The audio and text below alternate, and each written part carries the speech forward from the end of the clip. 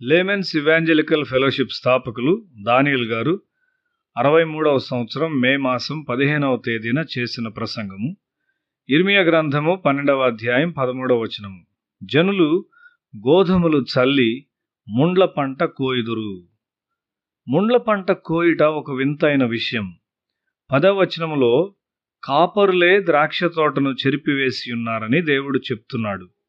వారి ప్రయాస అంతములో వారి ఫలమును చూచి చాలామంది ఆశ్చర్యపడ్డారు. దానికి కారణము దేవునికి తెలియను. దున్ని విత్తనం వేయు మనిషి చాలా జాగ్రత్త కలిగి ఉండాలి. ఒక మనిషి నిజముగా తిరిగి జన్మించకుండా అతడు గోధుమను ఎట్లు విత్తగలడు? మేము ఎక్కడికి వెళ్ళినను బోధకులు తప్పైన సిద్ధాంతమును బోధించుట చూస్తూ ఉన్నాము. ఒక మనిషి నా కూటాల్లో మార్పు చెందాడు. అతడు పాశ్చాత్య దేశాలకు వెళ్ళి పాపములో పడిపోయాడు. అతని క్రియలను బట్టి నేను దాన్ని గ్రహించగలను. సాధారణంగా నా కూటాల్లో మార్పు చెందిన వారు మన సహవాసం పట్ల కొంత సన్నిహిత సంబంధాన్ని చూపిస్తారు. కానీ ఈ మనిషి అలా చూపలేదు. అతడు పాశ్చాత్య దేశముల నుండి తిరిగి వచ్చి ప్రసంగించాడు. అయితే అతడు ముండ్ల పంటను మాత్రమే కోశాడు.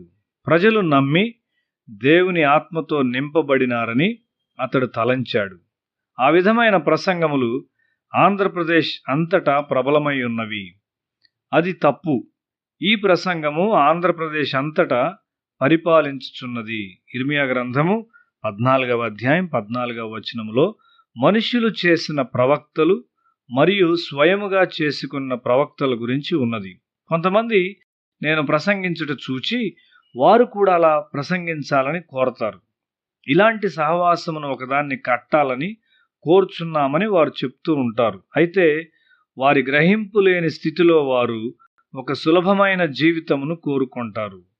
అమెరికా వారిని గుర్తిస్తుంది, అక్కడి నుండి డబ్బు వస్తుంది అని వారు ఆలోచిస్తారు. ఏదేమైనా వారు ప్రజలను పరిపూర్ణమైన జీవితంలోనికి నడిపించినట్లయితే సంతోషమే. వారు సంపాదించుకొనిన సమృద్ధి పట్ల నాకు కోరిక లేదు. అది నిజం. నీవు నీ కుటుంబమును దేవుని రాజ్యమును కట్టగలవు. నేనును నా ఇంటి వారును యెహోవానే సేవించెదము అని యెహోషువ వలె అంతములో నీవు చెప్పగలవు. అయితే నీవు తిరిగి జన్మించావా? నీవు యెహోవాను నమ్మావా? యేసు తిరిగి లేచాడని నీవు నమ్ముచున్నావా? అప్పుడు నీవు ఈ అనుభవాన్ని కలిగి ఉంటావు. రోమపత్రిక 12వ అధ్యాయం 1వ వచనము చదివి దివారాత్రులు దాన్ని ధ్యానించు. వాక్యమునకు నిన్ను నీవు లోబరుచుకో. అప్పుడు నీ జీవితంలో ఏ ఓటమి ఉండదు. అప్పుడు ఆయన పరిపూర్ణమైన చిత్తాన్ని నీవు చేస్తావు. అదే దేవుని చిత్తము.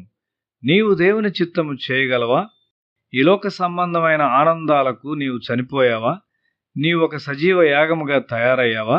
అప్పుడు ప్రభువు నిన్ను ఏదైనా చేయమని అడిగినప్పుడు నీవు దాన్ని చేయుదువు. 43 సంవత్సరాల క్రిందట నేను నర్సాపూర్ వెళ్ళాను. 47 డిగ్రీల ఉష్ణోగ్రతలో అనేక మైళ్ళు నడిచాను. వేడి మరియు దూరము నా దృష్టిని మరల్చలేదు. ఈ 43 సంవత్సరాలు నేను ఆ స్థలం కొరకు ప్రార్థిస్తూనే ఉన్నాను. ఇప్పుడు నేను వెళ్ళి అక్కడ ప్రసంగించాను.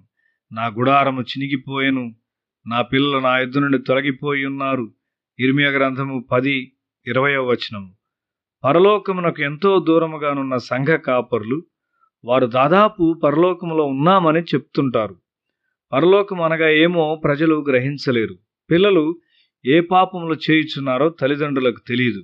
ఇర్మియా గ్రంథము 13వ అధ్యాయం 23వ వచనము. ఒక దైవభక్తి గల సంఘములో నేను పెంచబడ్డాను.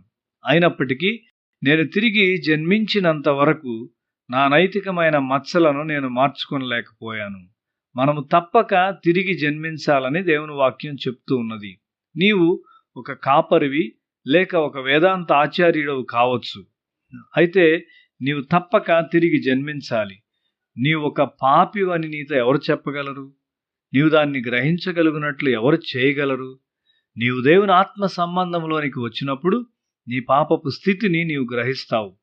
నీ స్వీయము పోతుంది. నీ మోసకరమైన హృదయము నీలో నుండి తొలగించబడుతుంది. ఇర్మియా గ్రంథము 17వ అధ్యాయం 9వ వచనము. నీ హృదయము మోసకరమైనదైనప్పుడు నీవు సత్యమును ఎన్నడూ కనుగొనలేవు. మనలో కొంతమంది ప్రార్థిస్తాం. నిజమైన ప్రార్థన, నిజమైన పశ్చాత్తాపము నీలో నుండి బయటకు రాదు. నీవు ఎప్పుడు ఒక విరిగిన హృదయాన్ని పొందావు? దేవుడు నీ హృదయం వైపు చూచును. నీవు ఇతరుల ప్రార్థన మీద ఆధారపడుట దేవునికి ఇష్టమైనది కాదు.